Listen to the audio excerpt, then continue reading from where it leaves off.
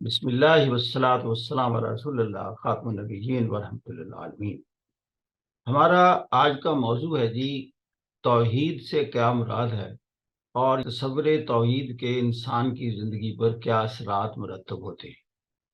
توحید کا مطلب ہے واحد، احد اور یکتا، اتنا اکیلا کہ کوئی اس جیسا اتنی صفات کی حامل کوئی ہستی کائنات میں ہے ہی نہیں۔ جن خصوصیات کی مالک وہ ہستی ہے جسے ہم اللہ کہتے ہیں، ان خصوصیات کی حامل مکمل طور پر ساری کائنات میں کوئی اور ہستی نہیں ہے۔ اگر کوئی شخص ویسی صفات کا مالک کسی کو قرار دے گا، اللہ کہتا ہے یہ شرک ہے۔ آپ نے میرے جیسا ایک اور کیسے کریٹ کر لیا؟ میرے جیسا ہے ہی نہیں۔ سورہ اخلاص یہ اس کی سٹرکچر بتاتا ہے۔ اللہ کہتا ہے کہ میری تعریف سورہ اخلاص میں ہے، قل هو اللہ احد اللہ الصمد لم یلد ولم یولد ولم یکن لہ کفوا احد، یعنی وہ نہ ایسے پیدا ہوا جس طرح انسان پیدا ہوتے ہیں، نہ اس کے کوئی بطن سے ایسے چیزیں پیدا ہوتی ہیں جیسے انسانوں کی پیدا ہوتی ہیں۔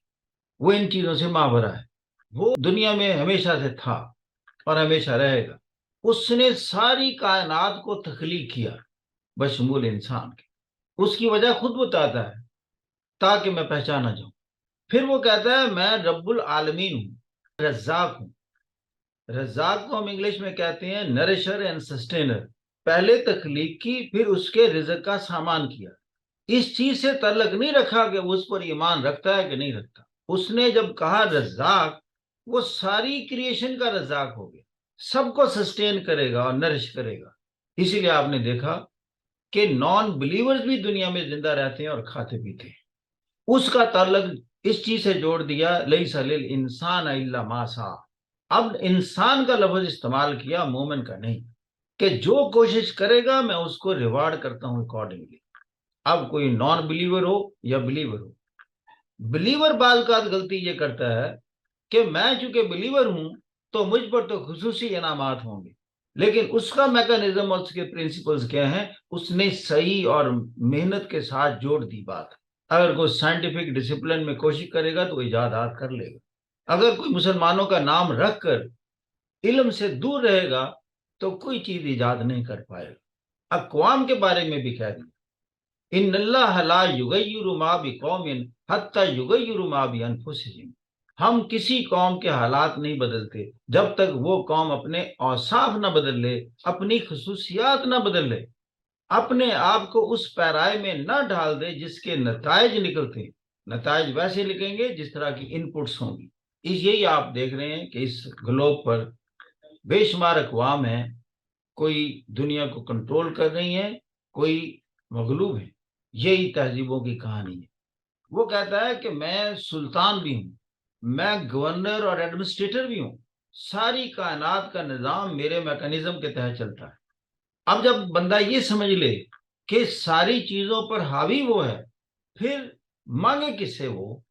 جب وہ دعا کا طلبگار ہوتا ہے، مدد کا طلبگار ہوتا ہے، تو وہ کس سے مانگے گا؟ اسی سے مانگے گا نا جو سب سے طاقتور چیز ہے۔ پھر وہ علیم ہے۔ علیم کا مطلب سب کچھ جاننے والا، الخبیر، تمام چیزوں کی خبر رکھنے والا۔ انٹیلیجنس بھی اس کے پاس سب سے زیادہ ہے اور اس کو اپنے انداز سے بیان کرتا ہے، علیم بذات الصدور۔ دنیا کی انٹیلیجنس دلوں میں چھپے ہوئے راز کو نہیں پہچان سکتی، لیکن خالق کائنات کہتا ہے میں ہوں علیم بذات الصدور، دلوں میں چھپے ہوئے رازوں سے بھی میں واقف ہوں۔ اتنی بڑی طاقت۔ تو پھر جب ہم نے دعا مانگنی ہے اور التجا کرنی ہے، اب بتائیں اس کی بجائے کس کے سامنے التجا کریں؟ پھر اس کے نے اپنا نام رکھا مجیب۔ مجیب کا مطلب دعائیں سننے والا اور قبول کرنے والا۔ یہاں پھر وہ کہتا ہے ادعونی استجب لکم، مجھے پکارو، میں پکارنے والے کی پکار سنتا ہوں اور جواب دیتا ہوں۔ پھر خاص طور پر دل بے قرار کی تو میں ضرور سنتا ہوں۔ اب میں بتا رہا ہوں مشکل کشا کا تصور کیا ہے۔ اب من یجیب المضطر اذا دعاہ ویکشف السوء الی مع اللہ، کون ہے جو دل بے قرار اور دل مضطر کی پکار سنے جب کہ اسے پکارے اور پھر اس کی اس مشکل سے نجات دلا دے؟ کیا اللہ کے سوا بھی کوئی اور ہو سکتا ہے؟ دعا بھی عبادت ہے۔ اللہ کہتا ہے مجھ سے مانگو، یہ واحد کائنات کی ہستی ہے جو مانگنے پر خوش ہوتی ہے اور مانگنے کو عبادت قرار دیا ہے۔ اگر کوئی اور عبادت نہ کر سکے تو دعائیں کر دیا کرو، بخششیں ہو جائیں گی، کیونکہ دعا کے پیچھے ایک ایمان ہے کہ اللہ میری مدد صرف آپ ہی کر سکتے ہیں۔ اس کائنات میں مددگار اگر مشکل کشا ہستی ہے تو آپ ہی کی ہستی ہے۔ اس ایمان کی بدولت وہ آپ سے خوش ہو جائے گا۔ اس نے مجھے واقعی اللہ مان لیا، سلطان مان لیا، آقا مان لیا، فرما روا مان لیا کہ ساری کائنات اس کے تحت ہے، اس کے کنٹرول میں ہے، اس کے ایمان میں چیز آ گئی، تبھی میرے پاس آتا ہے جب اس کو تکلیف ہوتی ہے۔ انبیاء سے دعائیں مانگی اور بتایا انبیاء جو دعا مانگتے رہے میں ان کی قبول کرتا تھا۔ اس نے ہمیں سکھایا کہ دعا جو ہے اللہ کے میکانزم کا حصہ ہے۔ ذکریا نے بھی تو دعا ہی مانگی تھی، اے اللہ میرا جی چاہتا ہے کہ میرے نرین اولاد پیدا ہو جائے، میری بیوی بانجھ ہے، میں 100 سال کا بوڑھا ہو گیا ہوں، اب خواہش پیدا ہو گئی ہے، مانگ کسے لیا؟ قادر مطلق سے۔ چونکہ ایمان تھا تو مانگا نا کہ وہ تو عطا کر سکتا ہے، یہ 100 سال کی عمر میں اور بانجھ بیوی کے بھی اولاد عطا کر سکتا ہے۔ اللہ کہتا ہے ہم آپ کو بشارت دیتے، دعا قبول کرتے، یا کی بشارت دیتے۔ باتیں ہیں میدان بدر میں نبی کھڑے ہیں، زمین سے مٹی اٹھاتے ہیں، دشمن کی طرف پھینکتے ہیں۔ اللہ کیا کہتا ہے؟ اے نبی وہ مٹی آپ نے نہیں، وہ ہم نے پھینکی تھی۔ آ گئے نا اللہ میدان میں پھر مدد کو۔ اللہ کہتا ہے کہ ایسے پھر فرشتے اتارے ہم نے جو کہ پھر دشمن پر ضربے لگا رہے تھے۔ اقبال نے کہا فضائے بدر پیدا کر، اتر سکتے ہیں تیری نصرت کو فرشتے آج بھی قطار اندر قطار۔ اور اسی طرح جب حضرت ابراہیم علیہ السلام نمرود نے کہا کہ آگ میں جلا دو، ہمارے خداؤں کو انہوں نے مار ڈالا ہے، ہم دیکھتے ہیں کہ اس کا خدا اس کو کیسے بچاتا ہے۔ چھوٹا معاملہ نہیں تھا، اٹھایا آگ میں پھینک دیا۔ قرآن کے کیا الفاظ؟ اللہ کہتا ہے یا نارو کونی بردم و سلامن علی ابراہیم، اے آگ تو آج ٹھنڈی ہو جا اور سلامتی بن جا ابراہیم پر۔ آتا ہے نصرت کو، ایمان کی یہ سطحیں تو ہوں۔